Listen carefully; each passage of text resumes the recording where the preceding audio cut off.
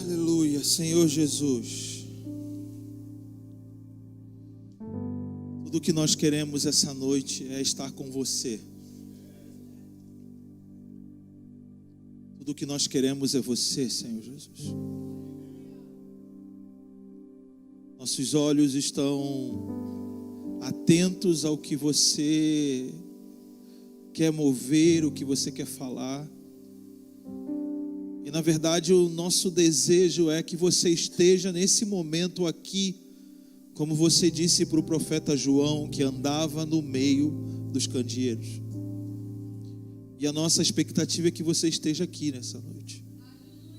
A tua presença, andando do nosso meio. Nós pedimos ao Espírito Santo que você possa operar e nós vamos atrás do que você opera. Você possa nos puxar para aquilo que você quer trabalhar em cada um e também de maneira coletiva nesse lugar. Essa é uma noite que eu peço que você clareie cada vez mais o propósito pelo qual essas pessoas se reúnem aqui. O propósito deles estarem vivendo nesta cidade. E a oportunidade que eles têm daquilo que você coloca diante deles, para que eles possam proclamar. Nós te pedimos que essas palavras sejam liberadas nesse lugar. Abre o coração daqueles que precisam ter o coração aberto. É em teu nome, Jesus. Amém. É uma alegria estar aqui com vocês, irmãos, mais uma vez, na nossa casa Mevan, aqui no Macaé. E é muito bom estar com vocês. Nós estivemos juntos agora no retiro de pastores, né? Passamos alguns dias lá juntos. E já estamos aqui de novo. Eu estou com um casal de amigos, o Robson e a Adriana, que estão ali atrás. Ali o Robson gosta de sentar mais atrás. Eu já conheço, disse que eu nem chamei ele para frente. Eles são líderes da base da Jocum, que está aqui na cidade de Licélio? Glicélio, eu estou lá nessa cidade. Glicélio, lá na base a gente está tendo aulas lá sobre o profético com uma turma e tem sido dias preciosos lá, com a galera sedenta, jovens irmãos, com o coração aberto, com a mente aberta, debruçada nas escrituras, caderno, procurando compreender a vontade do Senhor para os dias dele, para a nossa geração. E é muito animador ver o que a gente está vendo, o trabalho que eles estão desenvolvendo lá, muito bonito. Pode ir lá conhecer, Robson? Pode, depois você procura saber, está aqui na sua cidade, pode conhecer o trabalho lá na base. E o Robson também vai vir mais aqui para, né, Robson? Né, Luciano? O que você acha? O que vocês acham? Então, mas é um prazer estar aqui com vocês. Quando a gente nomeia um dia, eu acho isso muito importante, eu gosto de levar essa nomeação à risca. Quando a gente chama um dia de profético, como a gente chama aqui essa noite, uma quarta profética. E então eu quero honrar essa nomeação e falar um pouco profeticamente e também um pouco sobre o profético. Para que a gente fale do profético, é inevitável que a gente não deixe de falar sobre o profeta em si. Porque o profético é um adjetivo que é colocado em tudo aquilo que se origina do profeta, ou do movimento do profeta. Por isso nós vemos o ministério profético. O ministério profético tem a ver com aquilo que o profeta promove. Então, um profeta, ele não está dado à igreja, ou como naquela época em Israel, para se promover. Eles promoviam um ministério profético. Eles promoviam uma visão para o povo. Uma visão de como Deus queria que o povo estivesse se movimentando. Uma visão que fosse como um jornal, um jornal periódico de como as coisas estavam a partir da opinião dos céus. Por isso que você vai ver em Isaías, capítulo 29, versículo 10, Deus falando que Ele derramou um espírito de sono sobre os profetas, que são os vossos olhos, e os videntes, que são a vossa mente. E Ele continua dizendo, para que é como se der um livro para aquele que sabe ler não consiga ler. E aí Ele continua falando, porque o coração desse povo está distante de mim, porque eles com os lábios me adoram, mas toda adoração é mecânica, porque eles estão distante de mim. Com o coração, com os lábios me adoram, mas os seus corações estão distantes de mim, porque adoram baseado em ensinamentos mecânicos. Então olha que Isaías está falando, que quando há ausência do ministério profético, há um afastamento do povo com Deus. Por isso que também em Provérbios 29, 18, se eu não estiver enganado, esse eu não anotei, não fui verificar, eu não dei mole, mas passa, depois você vê, está por ali. Sem profecia o povo perece, mas aquele que obedece à lei do Senhor vive bem. Então a palavra profecia, na verdade, a palavra grega ali, a palavra hebraica ali é visão profética. O que é a visão profética? De novo, tem um adjetivo profético. Então, a visão que se origina dos profetas, o trabalho dos profetas para que o povo entenda como eles devem se movimentar, como obedecer à lei. Então, o trabalho deles está firmado nisso. O trabalho do profeta é promover o ministério profético. O ministério profético tem a ver com a promoção de uma visão profética. O que é essa visão profética? É como Deus está trabalhando com o povo, ou que Deus está trabalhando no meio do povo. Os profetas estão ali trazendo os jornais, as notícias do céu, de maneira figurada, para que o povo entenda a própria opinião de Deus sobre ele. Então, a gente vai ver profetas trabalhando com advertência, profetas trabalhando através das promessas que Deus faz para o povo. Esse é o trabalho do ministério profético. Então, antes da gente pensar que o trabalho do profeta é sempre dizer está errado, ou não é assim, né? Como a gente tem a ideia de que o trabalho do profeta é mostrar o que está errado. Não, o trabalho do profeta é mostrar um diagnóstico, um prognóstico de como lidar com as questões que a gente está vivendo, e também que está relacionado com aquilo que Deus opina sobre o que nós estamos vivendo. A base desse trabalho, ele surge porque em Deuteronômio 29, Deus fala assim para o povo, Deuteronômio 29, 28, se ouvirdes a minha voz e obedecer aos meus mandamentos, bendito será. Então, os profetas surgem para ajudar o povo nesse trabalho de ouvir a voz e obedecer os mandamentos. Porque se ouvirdes a minha voz e obedecer os meus mandamentos, bendito será o teu celeiro, bendito será o teu campo, bendito será. Então essa é a finalidade do trabalho do profeta. Então tudo aquilo que a gente nomeia profético precisa seguir desse trabalho. Ele precisa ter a característica desse trabalho. Então como a gente entende mais ainda os profetas? Os profetas eram homens que tinham um encontro radical com a presença de Deus. Logo, eles foram comissionados para falar em seu nome, como representantes. O foco do profeta era a aliança que Deus fazia com o povo. Isso que estava no foco deles. Eles lembram Israel da sua parceria com advertências contra a idolatria, alianças com outras nações e seus deuses, injustiças. Eles funcionam como advogado da aliança. Epa, vocês fizeram esse acordo com o Senhor e vocês não estão cumprindo esse acordo. Vamos lá. Aqui diz, se vocês não cumprirem, vai ser assim, assim, assim, assim, assim e assado. Agora, vocês cumprindo isso, olha que Deus diz que vai fazer. Então, eles sempre estavam trabalhando com isso. Eles chamavam o povo, quando as coisas não estavam funcionando conforme a aliança, chamavam o povo ao arrependimento.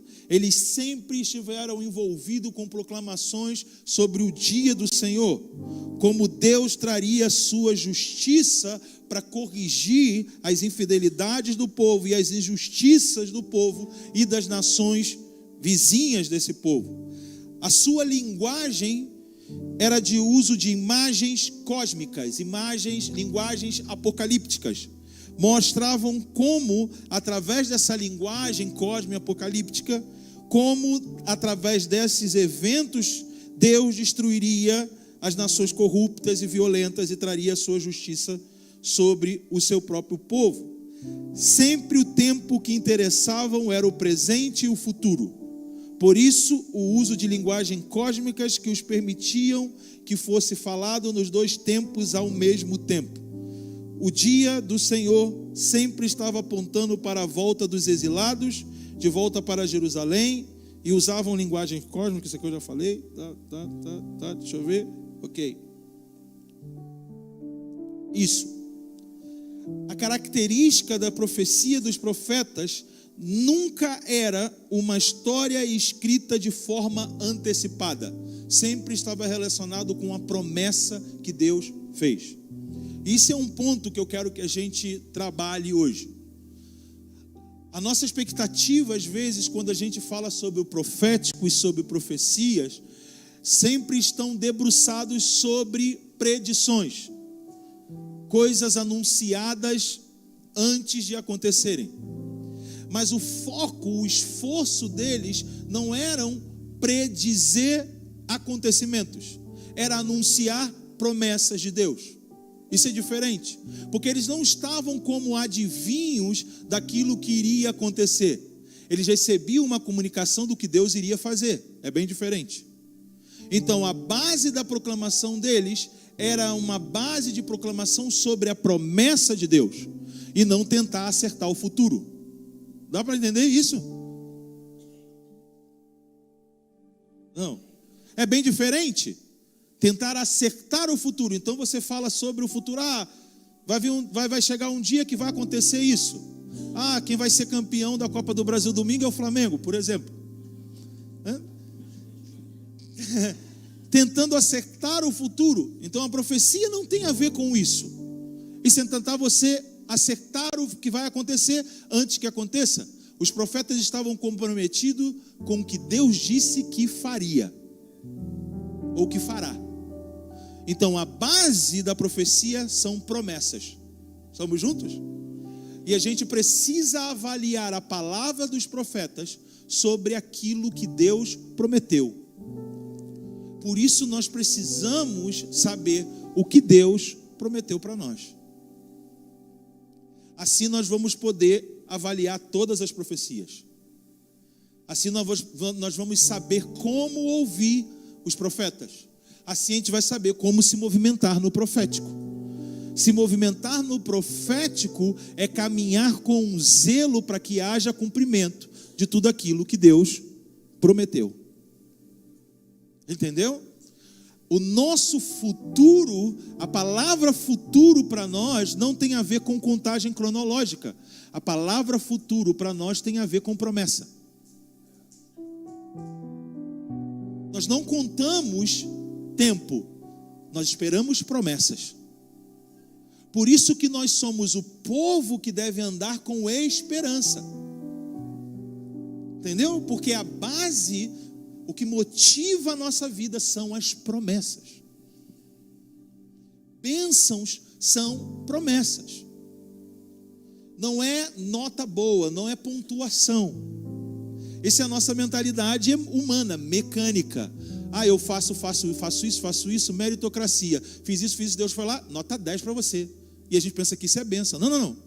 Bênção tem a ver com aquilo que Deus quer, como Deus quer que as coisas sejam. Isso é bênção. É o padrão de Deus. A base da bênção está em Gênesis capítulo 1. E viu Deus que era bom. Bom é bênção. É do jeito que Deus quer que a coisa seja. Isso é bênção. Deus quer que a terra produza. Deus quer que haja mantimento nos celeiros. Deus quer que o meu ventre seja fecundo, seja fértil. Deus quer. Isso é bênção. Isso é promessa. Então não são coisas adjetivas, não são coisas adjetivas, não são frutos de meritocracia. É o padrão de Deus. Era o padrão de Deus. Tudo que Deus prometeu a Israel já existia no Éden. Estamos juntos? Tudo tinha no Éden. Então Deus falou para Israel que, olha, um dia eu plantei um jardim, coloquei um casal lá. Lá tinha ouro, economia, tinha comida, tinha tudo. Agora eu quero dar uma terra para vocês, como eu dei para eles um jardim. Dá para entender? E lá vai ter tudo, se andar segundo os meus estatutos e ouvir a minha voz. Porque o que foi que Adão e Eva romperam? Com ouvir a voz e não seguir o estatuto. Qual era o estatuto? Dessa árvore não coma. Estamos juntos? São promessas. São promessas. E hoje nós, como igreja, para caminharmos profeticamente, precisamos entender quais são as nossas promessas. Quais são as nossas bênçãos. Porque isso vai modelar tudo. Vai modelar tudo como nós devemos nos movimentar. E nós temos falado esses dias que o profético tem a tarefa de formar. Deus não fala com a gente para a gente poder se dar bem, para a gente acertar, para a gente predizer o futuro. Deus fala para formar. Ouvir a voz de Deus é aprender como pensar. Ouvir a voz de Deus é saber tomar decisões segundo a vontade de Deus. Ouvir a voz de Deus é para que a sua voz afete a minha consciência, que eu chegue ao ponto de saber decidir. Para isso a gente precisa ouvir a voz de Deus. E não tem como a gente aprender a ouvir a voz de Deus se a gente não lê as Escrituras. Então, mais uma coisa, o profético não tem a ver com não ler a Bíblia. Bíblia. É uma parceria total com esse livro. Ah, não leio a Bíblia não, eu vou ouvir do Espírito. Ué, mas quem inspirou a Bíblia? Fala com vontade. Foi o Espírito. Então aqui estão as palavras do Espírito, se você quer ouvir o Espírito. E Jesus disse que o Espírito viria para nos lembrar das palavras que Ele disse e anunciar as coisas que ainda vão acontecer, as promessas. Está comigo? São promessas. Nós não estamos esperando o fim do mundo. Nós já estamos no fim do mundo. Por quê? Porque nós estamos em Cristo. E quem está em Cristo, esse mundo já acabou. Paulo falou em Gálatas 6: o mundo está crucificado para mim e eu estou crucificado para o mundo. Já era. Eu não estou esperando isso acontecer. Eu já vivo baseado nessa promessa. Entendeu a diferença? Isso é viver profeticamente. Mas por que você vive assim? Porque eu vivo profeticamente. É uma promessa que procede do que Deus falou pela boca dos profetas. É profético. Foi o que Josafá disse para o povo: crede nos vossos profetas e prosperareis. Então, se a gente crê nas Escrituras que são proféticas, nós prosperamos, no sentido de que nada vai nos faltar até o tempo da conclusão das promessas de Deus. E sabe de uma coisa? A Bíblia termina com um livro cheio de promessas. Cheio de promessas. Apocalipse é um livro de promessas. É um livro que revela como Jesus cumprirá todas as suas promessas. Ele prometeu.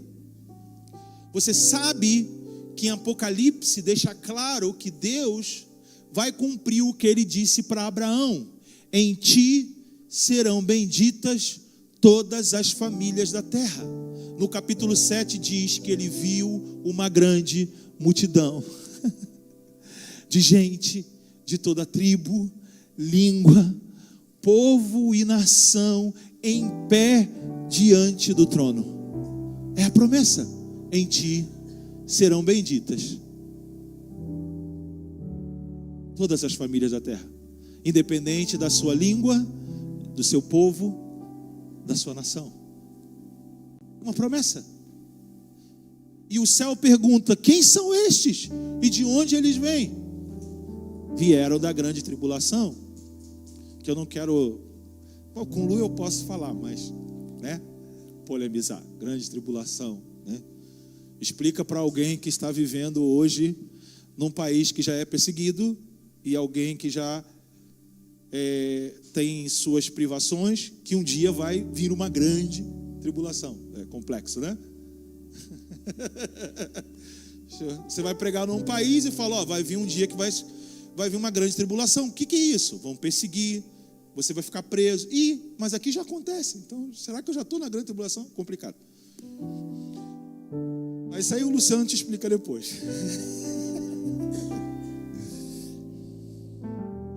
Mas Jesus deixa firmado através dessa visão ao profeta João de Pátimos que ele cumprir a promessa que ele fez a Abraão. Também fala de um reinado, de uma era messiânica. Capítulo 21. A promessa que ele fez a Davi. Um descendente da tribo de Davi, que na verdade no livro de Apocalipse deixa claro: ei, eu sou a raiz de Davi. Sabe o que é isso? Não sou eu que venho de Davi. Davi vem de mim. Vocês esperam um descendente de Davi? Não. Eu passei só por Davi, mas Davi vem de mim. Então eu cumpri isso. E nesse livro também tem a promessa que ele fez, que foi declarada através do profeta Isaías no capítulo 60, a partir do capítulo 60. Eu vi um novo céu e eu vi uma nova terra. Um novo céu e uma nova terra. Repita comigo: nova terra. E eu vi um novo céu e eu vi uma nova terra. Porque o primeiro céu, repita comigo, porque o primeiro céu e a primeira terra já passaram. Já passaram. O que são esse primeiro céu e a primeira terra? O que está na sua Bíblia em Gênesis capítulo 1. No princípio criou Deus o céu e a terra. Esse livro começa dizendo que Deus criou os céus e a terra, e aí ele termina dizendo que Deus renovará o céu e a terra que ele criou. Entendeu? Promessa.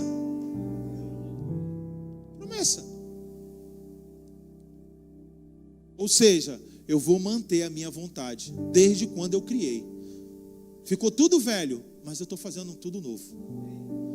Ainda tem essa declaração: e aquele que está sentado no trono diz: eis que estou fazendo nova todas as coisas. Sabe o que quer dizer no grego todas as coisas? No original, todas as coisas. Todas as coisas. Todas as coisas são todas as coisas. Até nós estamos sendo feitos novos. 2 Coríntios 5. Se alguém está em Cristo, nova criatura é. As coisas velhas estão passando, eis que estão surgindo coisas novas. Promessas. E nós estamos nesse tempo intermediário em Cristo, em que as coisas velhas estão indo embora para que as novas possam surgir. Então a promessa é mudar tudo mesmo. Eu, você, nós e também a terra. Amém aí, ó. Viu? Amém. O céu, a terra.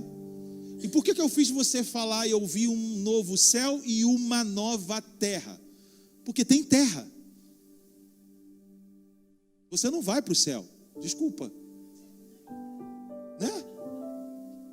Tem uma nova terra. Desculpa, é uma promessa. Uma terra totalmente renovada. Isso é uma promessa, não é para ficar assustado. É uma promessa. Eu vi um novo céu e uma nova terra. Está no texto. é que a gente fala o tempo todo: eu vou para o céu, vou para o céu, vou para o céu, vou para o céu. Mas a promessa é também de uma nova terra. Então você não vai morar no céu. Você vai morar numa nova terra, que tem também um novo céu.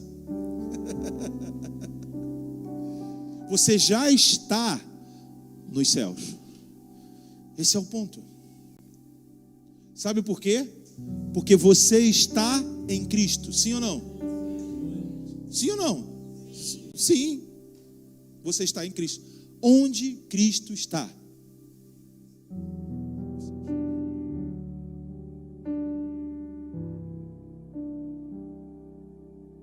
E ele falou isso: fique tranquilo, eu vou para lá preparar um lugar. Esse é o lugar que ele está lá. Ele preparou. Não é um lugar aonde nós vamos estar. Mas ele falou: na casa do meu pai há muitas moradas. E eu vou preparar um lugar para vocês. A casa do meu pai é o novo mundo que vai estar aqui com a gente. Promessas. Promessas. Ele já está lá. Se você está em Cristo, a sua vida não pode se basear em como o mundo está. Porque você está em Cristo. Nós não podemos basear em como o mundo está. Nós precisamos basear a nossa vida onde nós estamos. Aonde nós estamos? Em Cristo. E aí que está o ponto de viver profeticamente isso. Porque, Fábio, como assim? Eu continuo aqui ainda. Eu continuo aqui. Você amanhã acorda, vai trabalhar, tem as suas obrigações, suas responsabilidades. Você continua aqui. Qual é a diferença? Eu continuo aqui e estou em Cristo. É que a vida que você vive agora, ela é alimentada e nutrida por uma esperança de um amor inigualável sobre tudo o que Cristo fez e que Ele prometeu que Ele ainda fará por mim. Isso é estar em Cristo, mesmo vivendo nesse mundo. E por tudo que eu vivo nesse mundo, eu preciso aprender a ter a habilidade de me desenvolver e crescer no amor, na esperança e na fé, porque eu sei que aquilo que Ele prometeu, Ele vai cumprir. Então os profetas, hoje, dentro dessa nova realidade, nessa nova aliança, com essas promessas superiores, eles trabalham com o povo de Deus, com a igreja, para fazer a mesma coisa que os profetas fizeram na primeira aliança. Nós temos uma aliança em Cristo, nós estamos em Cristo, nós temos essas promessas, nós precisamos viver de acordo com essa aliança.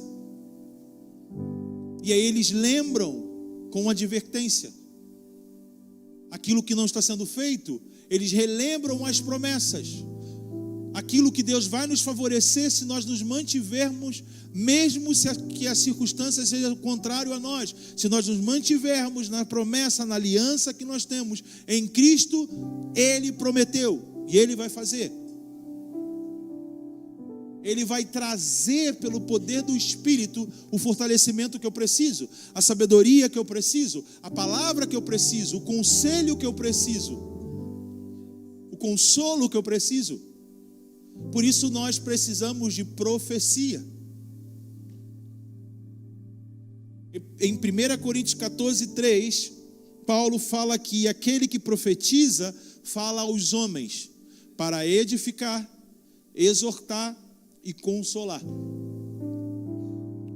E Paulo, no mesmo capítulo 14, ele diz que a profecia é importante para que os homens possam perceber que Deus de fato está no nosso meio.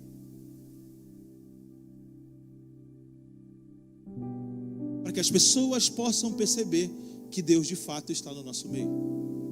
Por isso que profetiza fala aos homens. E ele disse: se algum incrédulo ou indouto entra no meio de vocês e lhe é revelado os segredos do coração, e ele se prostrará a Deus e o adorará, dizendo: de fato Deus está entre vocês. Vocês já leram esse versículo? Vocês estão me olhando assim como se está isso na Bíblia mesmo? Tá. Quer ver que tá? Tá sim. Eu aposto o Mac, que está na Bíblia, MacBook. Estou precisando junto. É aquela aposta que você já sabe que tu vai ganhar, então joga alto. Joga lá em cima. Olha aqui, ó. 14, versículo 23. Quando alguma pessoa, um incrédulo não instruído, entrar, será por todas convencida do seu pecado e julgado, e os segredos do seu coração tornarão manifestos, assim, prostrando-se com o rosto, com terra, adorará a Deus, afirmando que de fato Deus está entre vós. Então, o ambiente profético, aquilo que precede do profeta, que precede da profecia, é para que as pessoas possam perceber a presença no nosso meio, a presença de Deus no nosso meio. Isso é construir um ambiente profético. Agora, o que é edificar, exortar e consolar? Edificar é você confirmar o potencial que a pessoa tem. Então eu relembro a ela o potencial que ela tem. Exortar, eu encorajo ela a permanecer naquilo que ela precisa desenvolver, caminhar em processos, sair do lugar, avançar, porque vem o consolo. Deus estará te fortalecendo, te protegendo, te dando o que você precisa, consolo. Então olha o conteúdo que tem uma profecia.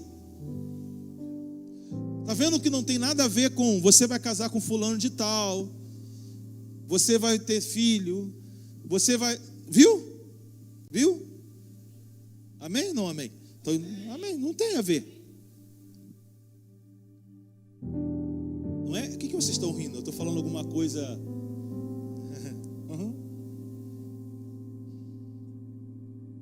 Então tem a ver com você trabalhar no desenvolvimento da pessoa, uns com os outros.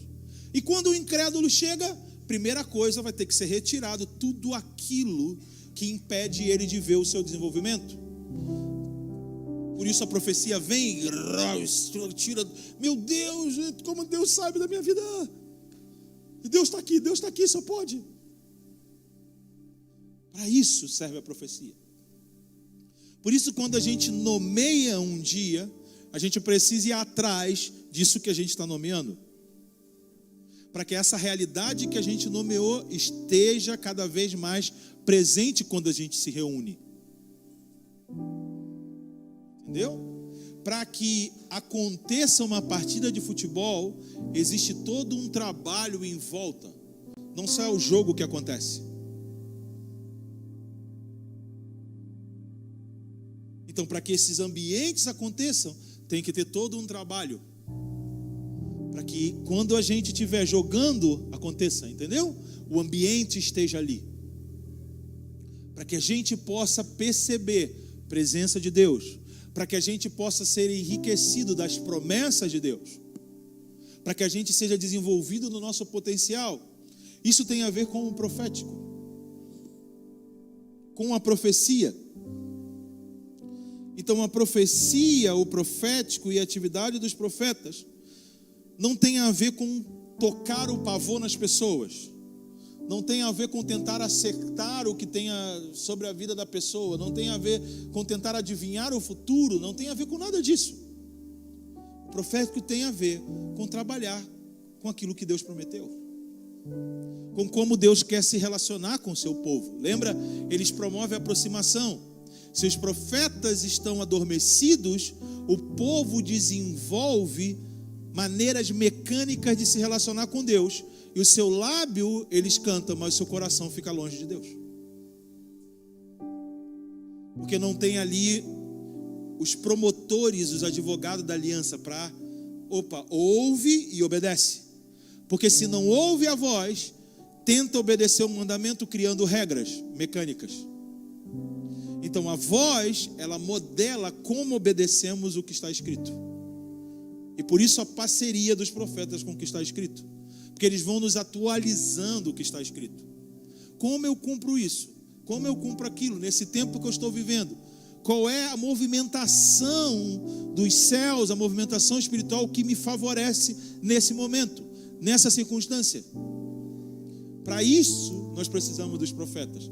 Para isso, nós precisamos da profecia. Só para nos atualizar, como os jornalistas fazem, como os programas, os jornais fazem com a gente. Deveria ser o trabalho profético. Você, antes de sair de casa, liga lá no Bom Dia Macaé, né? Deve ser, Bom Dia Rio, sei lá. Liga e você vai falar o quê? Eu quero saber como está o dia. Aquele de manhã da Globo, cedinho. Ou do SBT também tem, não sei qual você escolhe. Globo News, você liga porque você quer saber o que está acontecendo aonde os seus olhos não veem. Entendeu? Por que você utiliza do jornal? Para que ele mostre aquilo que os seus olhos não estão vendo. Essa é a função da palavra profética.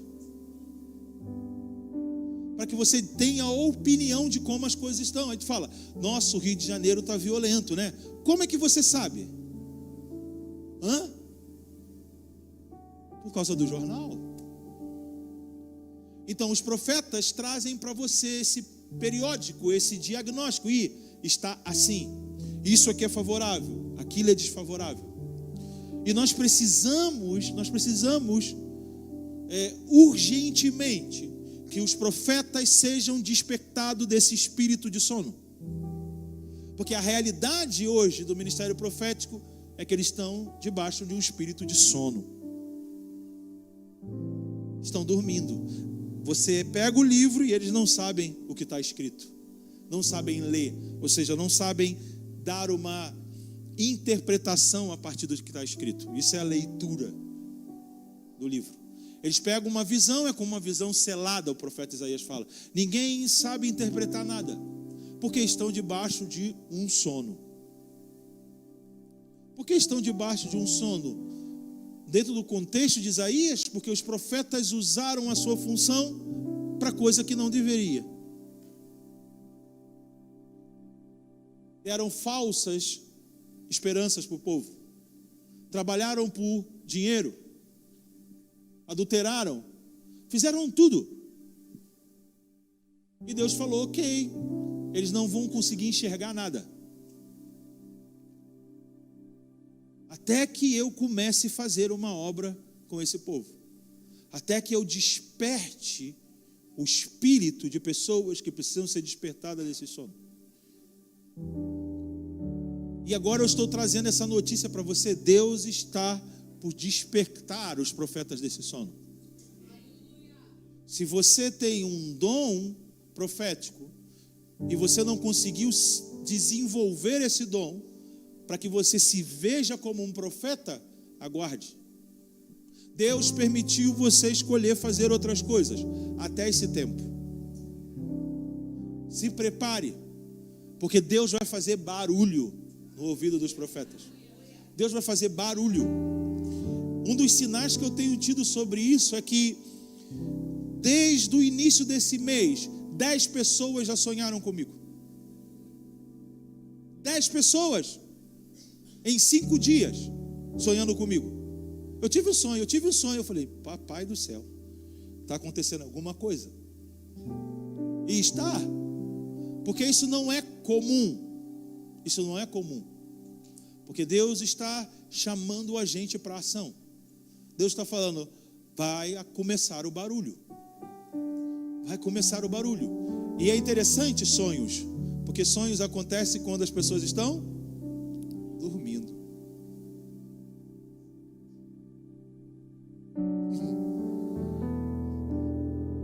Até a minha mãe, eu passei em casa no final de semana e estou com a minha mãe, e ela fazendo o almoço, ela falou para mim, eu sonhei com você. Eu falei, não é possível. Sonhei com você. Eu sonhei com um banquete. E você estava com uma viagem marcada para longe, passar muitos dias fora. E você tinha que correr para não perder o voo. E eu fui correndo para se despedir. Falei, bom, eu não vou morrer. Esse voo não tem a ver com morte, mas vai dar saudade. A gente vai precisar andar para longe.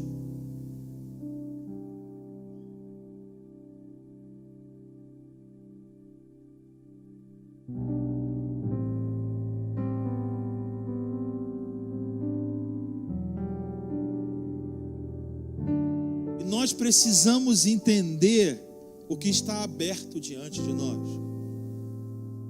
Nós precisamos entender o que está aberto diante de nós, por causa da geografia de onde nós estamos. Nós precisamos entender. Em Apocalipse, capítulo 3,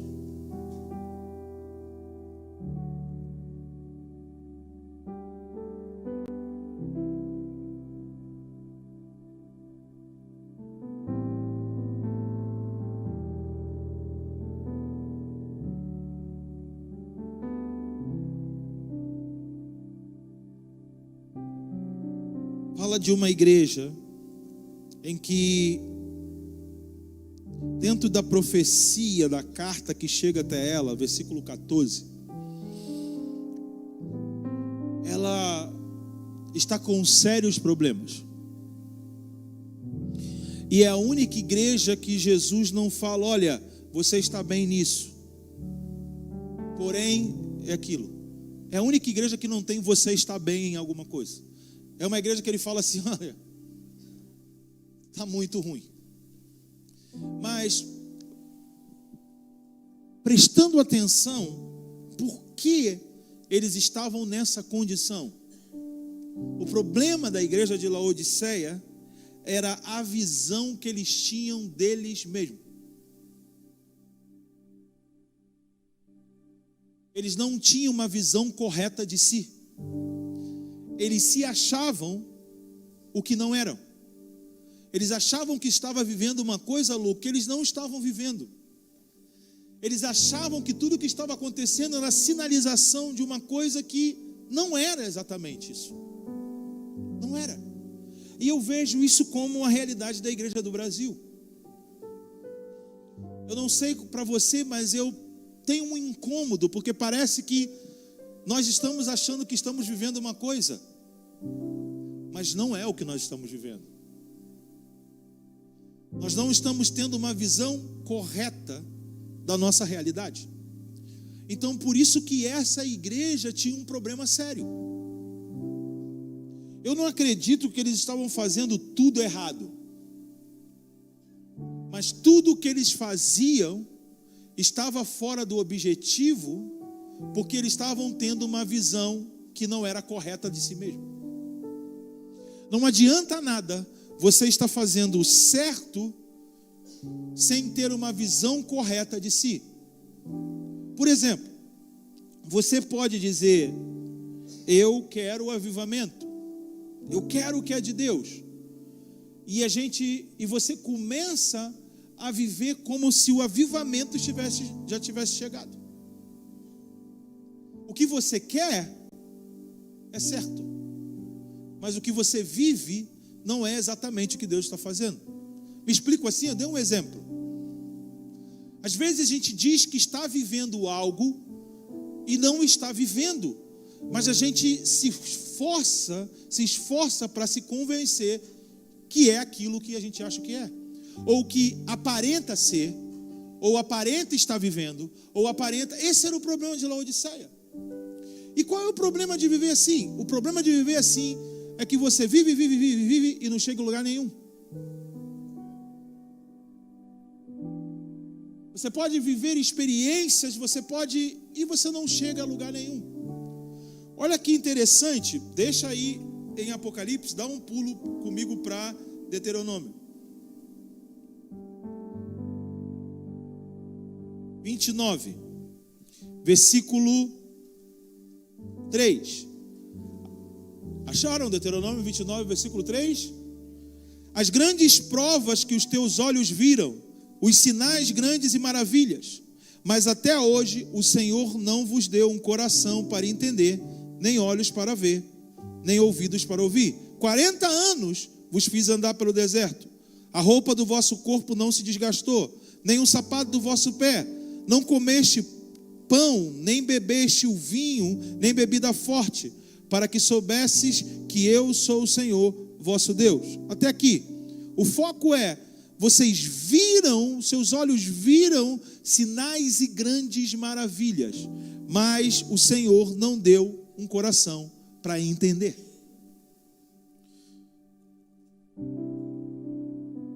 Então, às vezes, nós podemos presenciar, vivenciar grandes coisas sem entender o objetivo delas. Sem ter o coração para entender o objetivo delas.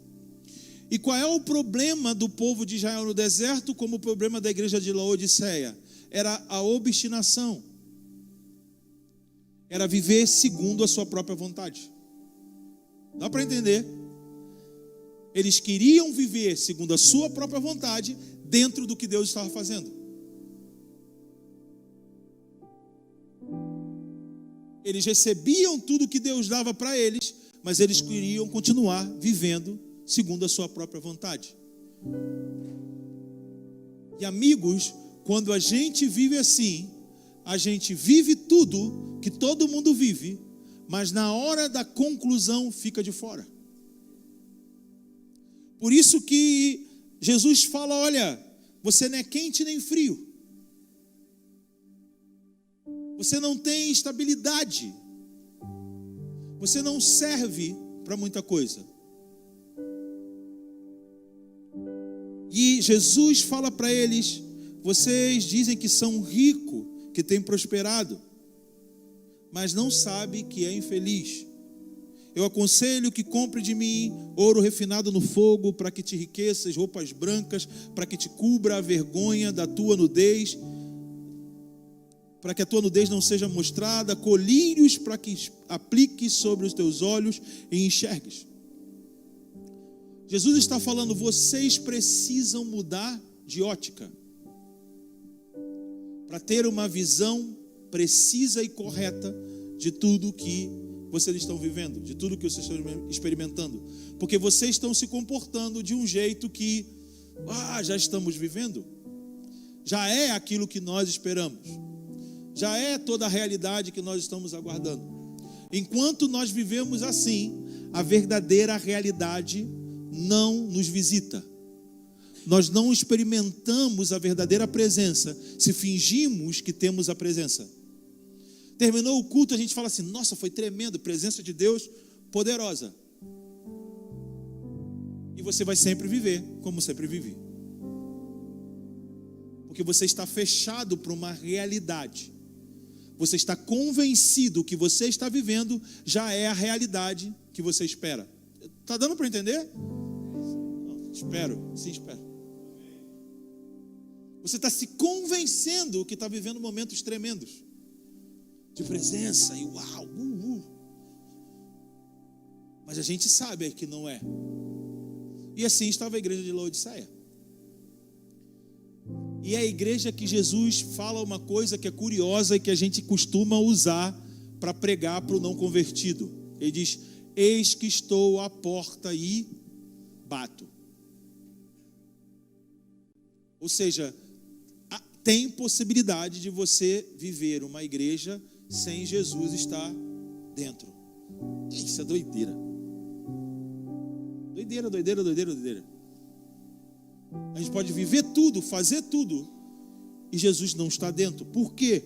Porque nós não temos uma visão correta das coisas. De si e das coisas.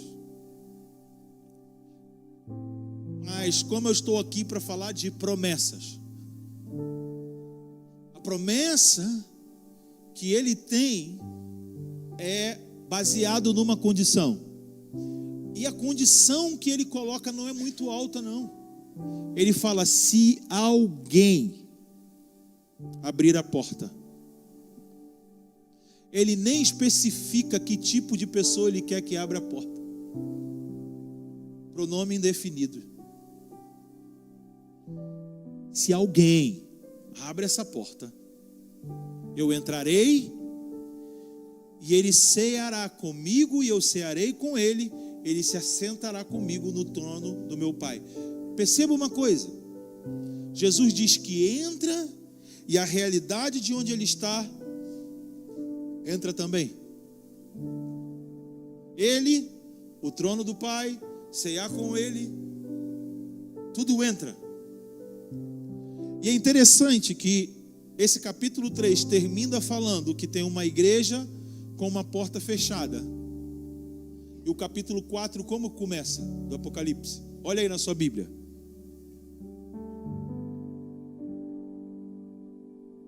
Olha aí. Depois dessas coisas, eu vi o quê? Uma porta aberta no céu. Às vezes, a gente está pedindo para que os céus se abram, mas o que está fechado são as nossas portas.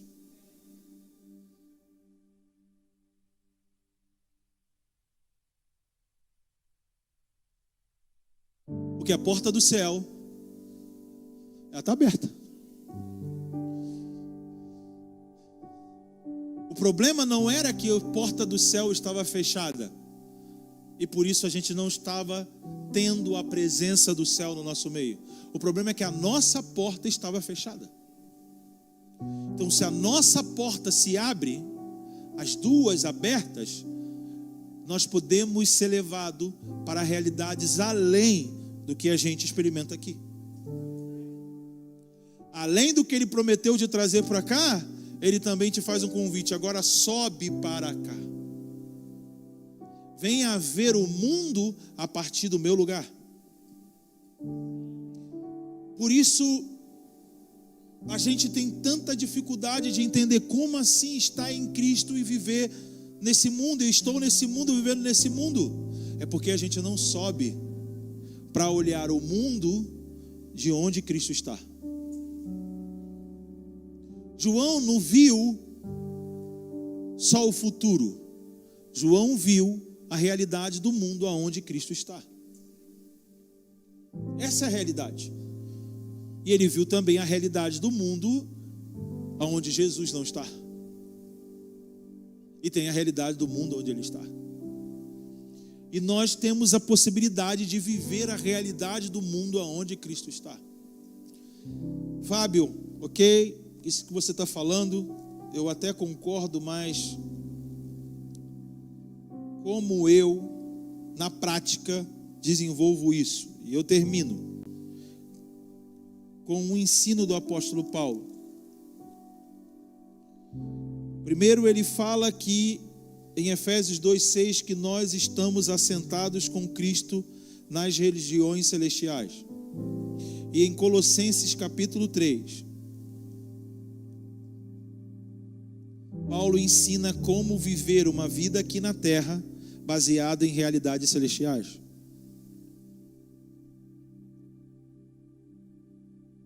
Colossenses capítulo 3, Paulo escreve assim: já que foste ressuscitado com Cristo, buscai as coisas de cima, onde Cristo está assentado à direita de Deus.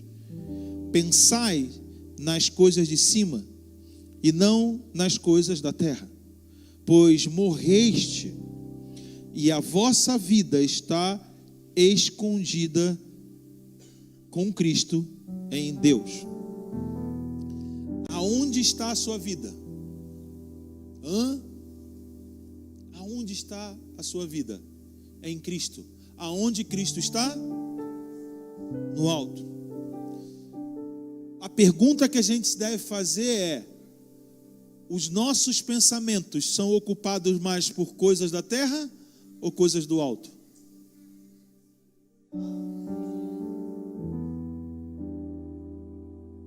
Esse é o ponto prático. O que ocupa mais os nossos pensamentos? Ah, mas eu tenho minha vida aqui, né? Está entendendo onde está o problema? Aí está o problema. Porque a sua vida ainda está aqui. Você está fechando a porta. Mas se você entender que a sua vida está escondida em Cristo, você vai pensar mais aonde Cristo está. Não tem a ver com você ficar pensando: ai, como deve ser o anjo tal, ai, como deve ser o trono. Não é isso. Eu falei esses dias na escola que o grande espetáculo do céu não é o que está no céu, é quem está no céu. Um judeu de 30 e poucos anos à direita do trono. O que é que os anjos veem, que fazem se prostrar? o Filho do Homem, lá. É isso que eles veem. Como pode um homem com corpo estar aqui no céu? Essa é a novidade. Esse é o fator novo no céu. Que ele subiu aos céus. E ele está. Essa é a doutrina da ascensão.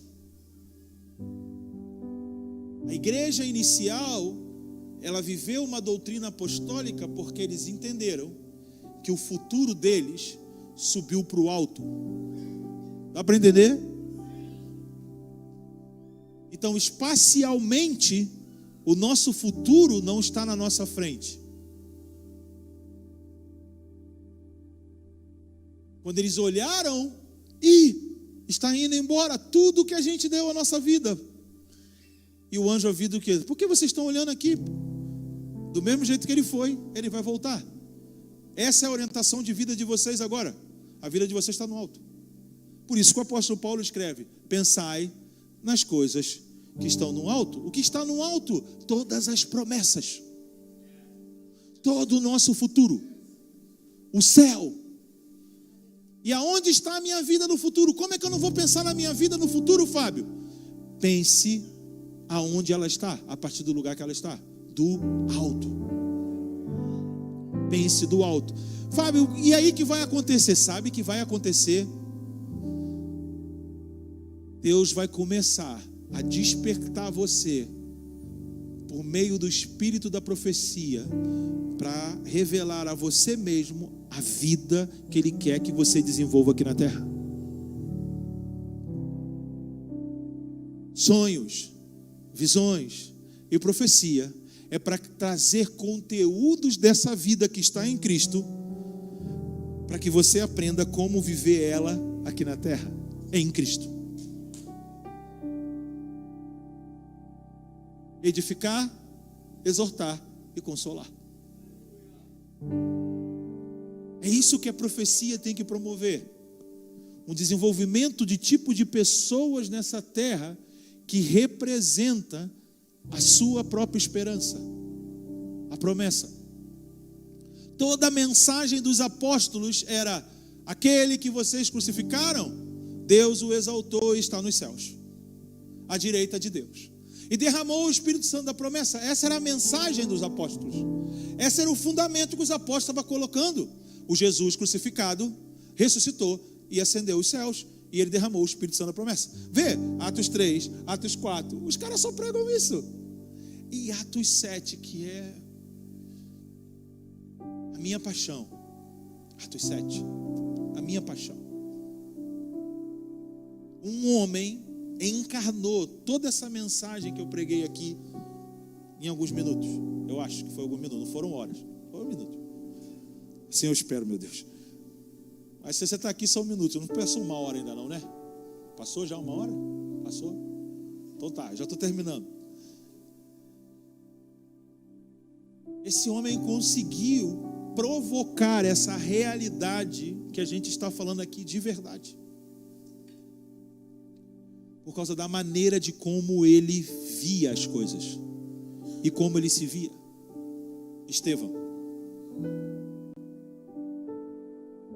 A partir do capítulo 7, a igreja nunca mais foi a mesma. Porque um profeta deu a sua vida, encarnando a mensagem de esperança para toda a igreja. E a igreja a partir dali nunca mais foi a mesma. Nunca mais. Nunca mais a igreja, ela ficou amaziada com uma estrutura antiga. Porque até o capítulo 7, elas se reuniam ainda no templo dos judeus. Ainda havia concordância com o que estava passando e o que estava surgindo. Os dois templos, o templo velho e o templo novo. Depois dali, nunca mais. O templo novo, o templo velho teve que ser deixado para trás. Foi um divisor. E a igreja não parou. E foi embora. E foi embora. Por causa da mensagem de um profeta. E a mensagem desse profeta foi mostrar para o povo que eles eram incircuncisos de ouvido e de coração. Eles não sabiam entender perceber, ver o que eles estavam fazendo é a mesma coisa que sempre foi feito com os profetas. A mensagem de Estevão é toda essa. Estevão fala só: irmãos e pais. Primeiro, eu sou um como vocês. Eu faço parte disso.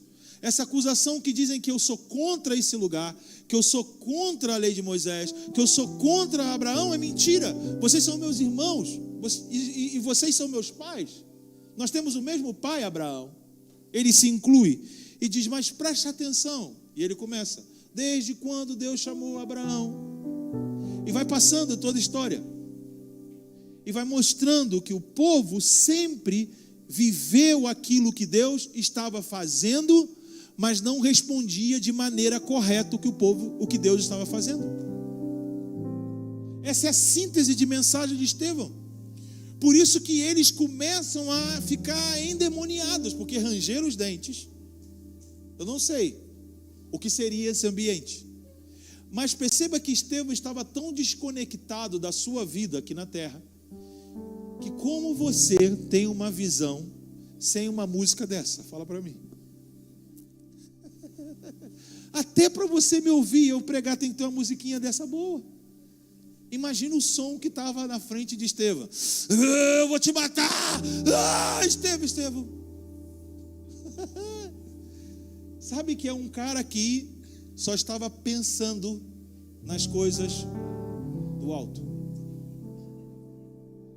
Só pode, porque a sua vida já estava morta em Cristo. Então o que era aquela ameaça ali diante dele? E de repente ele fala: eu vejo o céu aberto e o Filho do Homem à sua direita. E ele é levado para fora, e ele ainda faz uma oração que tu pensa que só Jesus é capaz de fazer. Pai, não impute sobre eles esse pecado.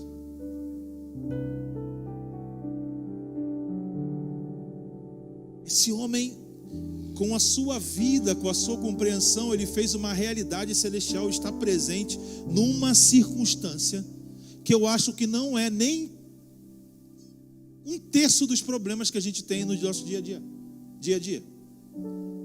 Entendeu isso? Por causa de qualquer coisinha, não consigo orar, não consigo mais, não dá mais para mim, não dá mais, acabou.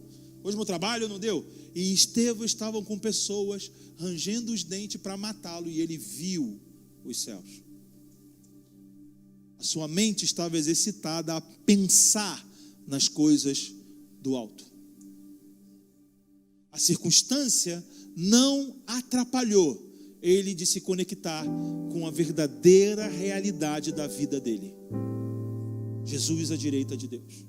A expiação perfeita que garante sobre a nossa vida a ressurreição dentre os mortos. Essa é a mensagem profética. E nós precisamos que a igreja seja imergida nessa realidade profética. Ao ponto de, enquanto ela está falando sobre o Evangelho, enquanto ela está adorando, enquanto ela está vivendo nesse mundo, e o mundo está caindo, eu vejo o céu aberto. A porta do céu aberta. E ele falando: sobe para cá. Vem ver o que eu estou preparando. Caminhe e volta e fala assim: eu sei o que Deus está preparando. Tem uma promessa. Cheio de esperança para viver o dia a dia. Isso de fato é uma igreja profética. Isso de fato é o trabalho que os profetas precisam fazer, executar. E de fato nós precisamos de uma súplica, de uma intercessão, para que os profetas sejam despertados. Um despertamento profético. E eu quero aproveitar essa oportunidade nessa noite, aqui nessa casa, em que nomeia um dia como profético, da gente fazer uma súplica: Senhor, desperta o coração dos profetas, desperta o profético. Senhor, nós queremos abrir a porta. Nós queremos abrir a porta. Nós não queremos um título para abrir. Você disse, se alguém abrir. Entendeu? Se alguém. Ele não falou que tem que ser apóstolos, profetas, evangelistas, pastor e mestre que abre a porta. Se alguém abrir. E essa é a intercessão que a gente precisa fazer nessa noite. Senhor, nós abrimos essa porta, a nossa porta aqui da igreja de Macaé. Nós abrimos a porta porque nós sabemos que tem uma porta aberta nos céus. Senhor, nós queremos aprender a exercitar o que está dentro dos nossos pensamentos. Nós precisamos disciplinar os nossos pensamentos. Precisamos disciplinar os nossos pensamentos. Pensar em tudo que é puro, tudo que é louvável, tudo que é de boa fama, tudo que é virtude. Paulo falou isso, exercita, nisto pensai. São ensinos apostólicos de como lidar com as turbulências. E nós queremos resolver as turbulências, mas a Bíblia diz como nós lidamos com ela, nem sempre como resolvemos ela.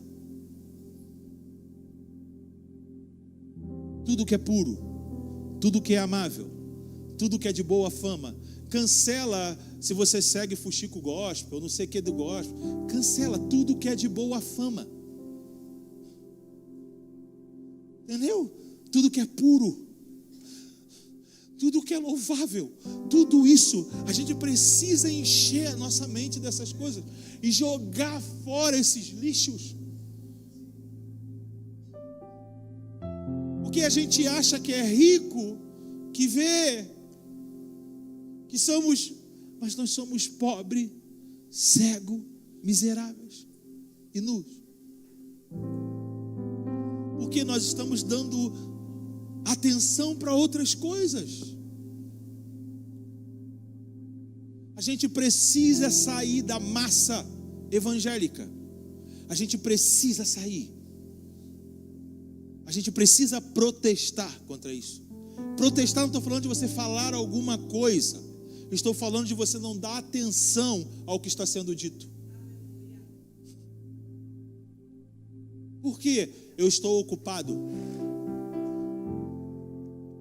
pensando nas coisas que são do céu. Porque a minha vida está lá, com Cristo. E eu creio que Ele tem solução para tudo. Eu creio que tudo que Ele prometeu, tudo, Ele cumprirá. Então, como eu vou temer o mal que me vem hoje? Porque pode ser que Ele vem para cumprir tudo que Ele prometeu. Entendeu? Um profeta chega na reunião da igreja e está lá Paulo, última reunião dele com a igreja. E ele tira o cinto de Paulo. E naquela época não tinha botão. Entendeu, pastor? Imagina, pastor. O pastor, o apóstolo da igreja. Ágabo tira o cinto dele.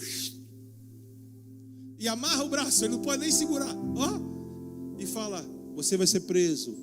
Vão te entregar na mão dos romanos. Pelos judeus vão te entregar na mão dos romanos.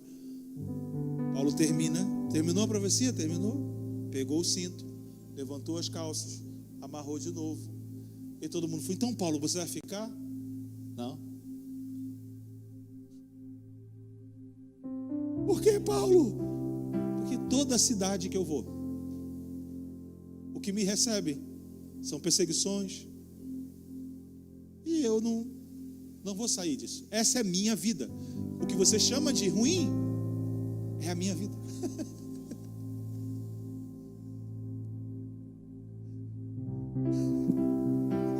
A minha vida está em Cristo. Eu já morri para esse mundo. Já não sou eu mais que vivo.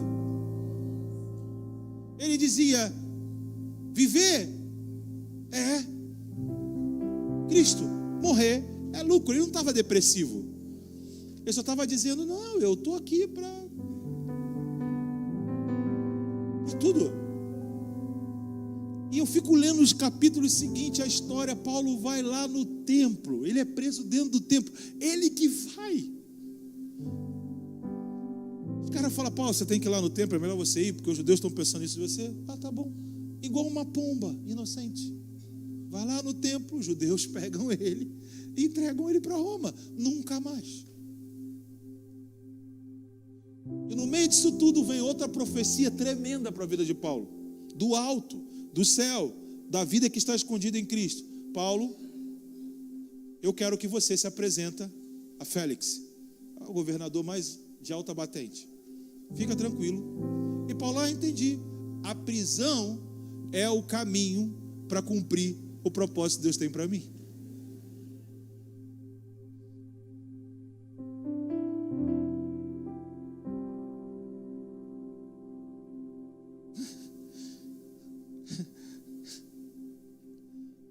E nós, como igreja, estamos trabalhando para melhorar, para que a gente não, né?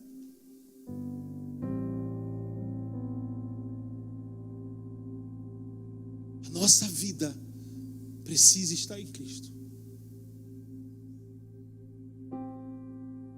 Se você tem ainda o que perder,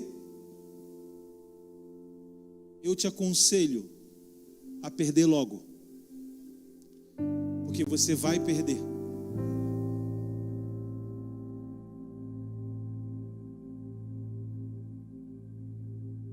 Porque tudo que é dessa era, presente, vai desaparecer.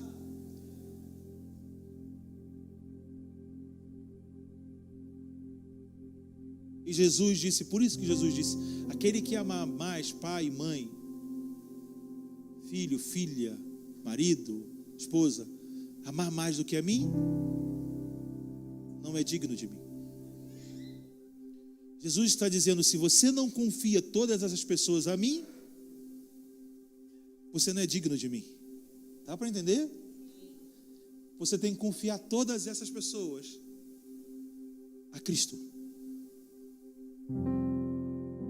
Porque Ele prometeu cuidar de todo mundo. Ele prometeu cuidar de tudo. E às vezes o que nos separa dessa realidade são essas coisas. Pai, mãe, marido, esposa, trabalho, igreja, até igreja. Você fica tão atribulado com a igreja que não consegue orar. Já é a grande tribulação, não é possível, né?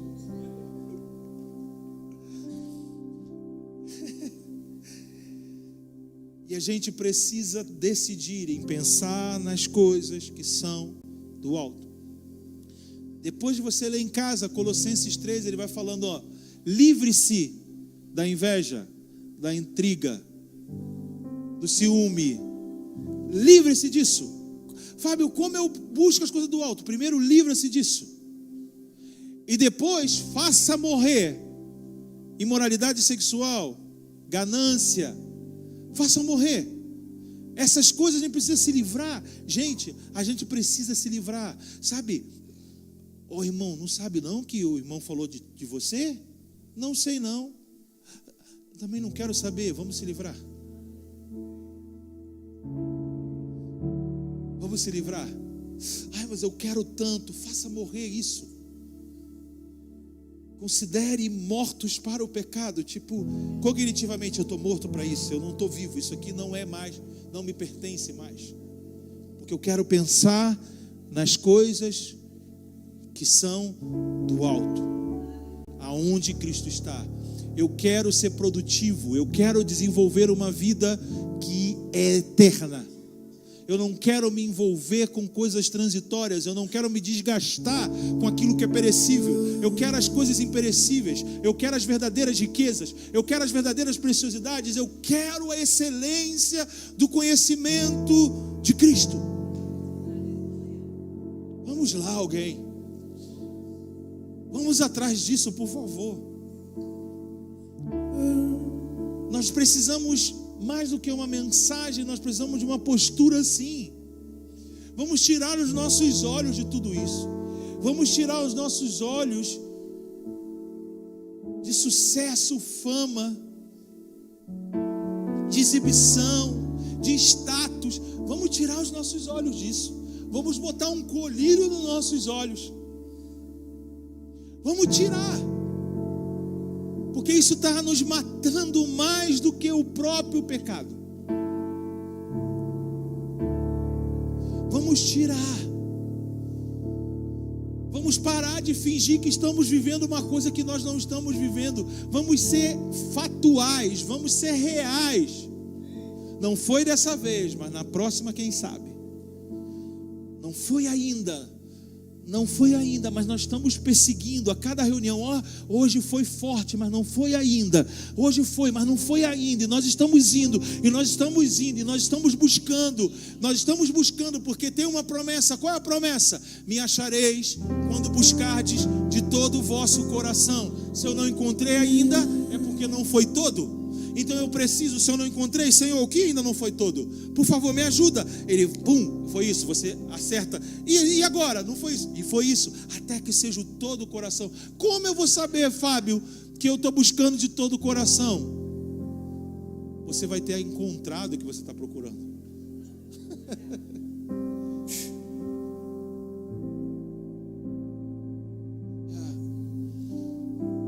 Vamos lá, fecha os seus olhos. E abre a porta do seu coração nessa noite. Abra a porta do seu coração.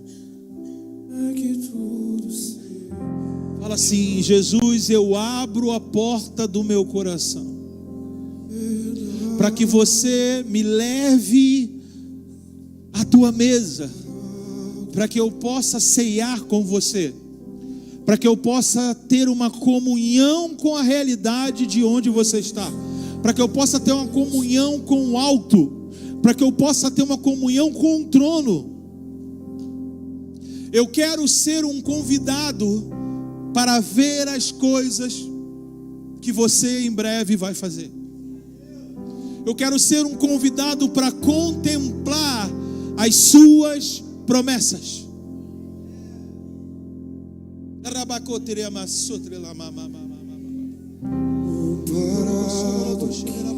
Tu tens pra mim que o meu eu desapareça, que tu cresças e que o meu corpo seja para te servir. Eu prossigo para o alvo, pelo prêmio da soberana vocação de Deus em ti, ó meu Jesus.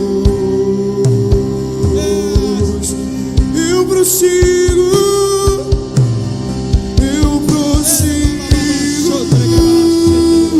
para o alvo, pelo prêmio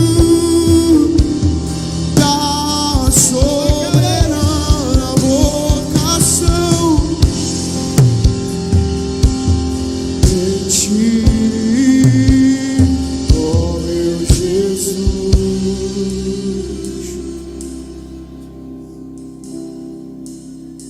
Quero convidar você que deseja romper com o comum na sua vida, que você fica de pé. Você fala: eu quero romper com o comum, eu quero sair desse ciclo circunstancial de instabilidade. Eu quero entrar numa jornada de edificação do meu interior para fora, de estabilidade desde o meu interior para fora. Que os olhos do meu interior sejam abertos agora para as riquezas insondáveis, para gloriosas riquezas. Peça isso, peça isso. Senhor Jesus, Senhor Jesus, você é aquele que liberou para nós o espírito da profecia. E nós oramos aqui nessa noite, desde esse lugar, desde esse objetivo, pelo espírito da profecia. Eu libero sobre pessoas nesse lugar o espírito da sabedoria e da revelação. Espírito de sabedoria e revelação. A influência do espírito da profecia, para que o nosso interior contemple realidades superiores. Realidades superiores. Nós elevamos a nossa visão. Nós elevamos a nossa visão para ver do alto, para ver de onde você está, Jesus. Para ver de onde você está, Jesus. Para perceber o mundo a partir dos céus, a partir de estar em você, Jesus. Uma pessoa totalmente plena e suficiente, que é melhor do que tudo que há no mundo.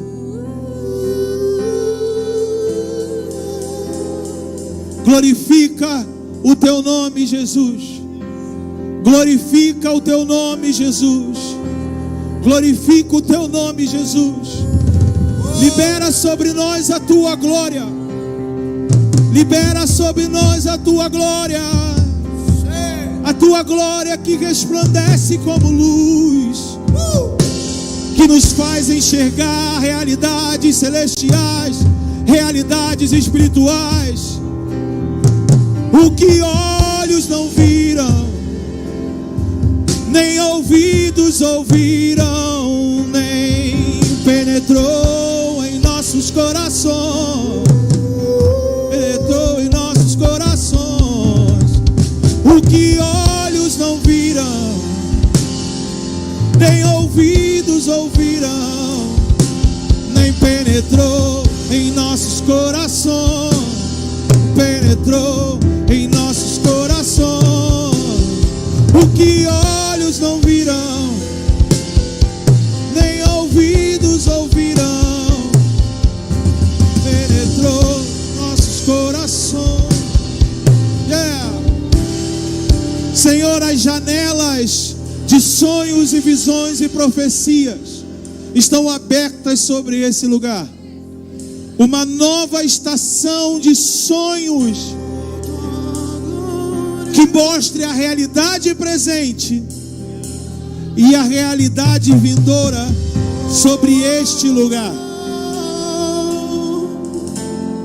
sobre as pessoas que estão nesse lugar. Janelas abertas, perspectivas novas de si, da igreja, da cidade e do mundo. Sonhos e visões e profecias, modelando como nós vemos colírio, colírio, colírio, janelas abertas, janelas abertas. Nós dizemos que quarta-feira é um hoje, aonde você abre acessos para visualizar descanso. O passado se foi, o que era velho se foi, as coisas novas estão sendo feitas. E o profeta disse que a glória da segunda casa será maior do que a primeira.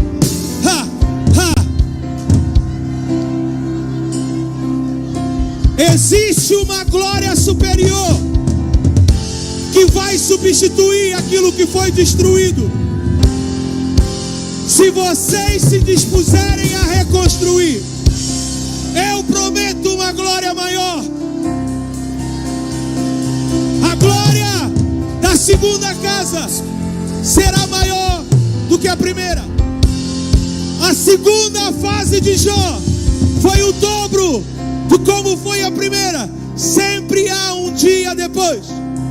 Sempre há um depois depois dessas coisas, sempre há um dia depois. E sempre há um depois dessas coisas. As coisas velhas já passaram e estão se fazendo coisas novas. Solte a nostalgia. Solte a falsa esperança de como você queria que fosse. Solte tudo. Se perdoe, porque não foi do como você esperava. Se perdoe, porque você não foi o que você esperava. Porque o profeta disse: a glória da segunda casa será maior do que a primeira.